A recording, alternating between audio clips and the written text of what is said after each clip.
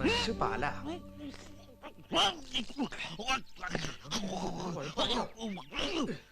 ഉൾട്ടി അടിച്ചെന്നോ തോന്നണേ? എപ്പ നടന്നോ? നിനക്ക് എത്ര മാസായി? നിന്റെ വയറ്റാട്ടി അവന്റെ ഞാൻ. ആ രാക്ഷസി ദോശയുടെ കൂടെ ചട്നിയാണെന്ന് പറഞ്ഞ് എനിക്ക് അരച്ചത് ചോദ്യം ചെയ്യാൻ മരുന്നടാ.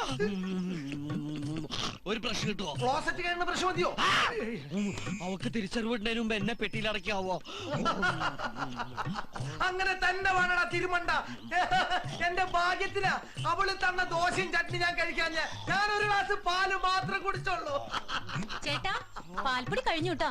ആകെ ഉണ്ടായിരുന്ന രാമാനുജന് കലക്കി കൊടുത്തു. വൈകുന്നേരം വരുമ്പോ വാങ്ങിച്ചോണ്ട് വരണേ. നീ ഇതിന്നാണോ അവന് പാൽപ്പൊടി കലക്കി കൊടുത്തത്? അതെ. എടാ ഇത് വിമ്മാടാ. എടാ വിമ്മാടാ. എന്റെ അമ്മേ. അയ്യോ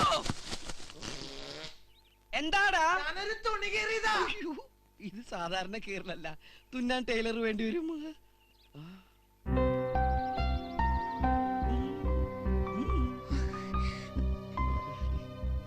എന്തെങ്കിലും നോക്കണേ. ഒക്കെ നേരിൽ കണ്ടു.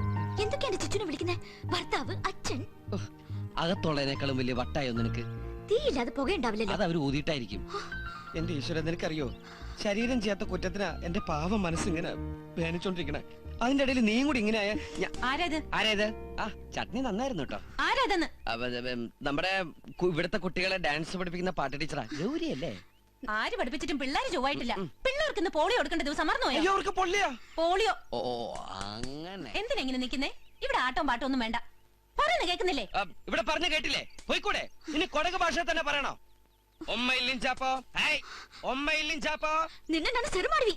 എന്നെ പേടിപ്പിച്ചു.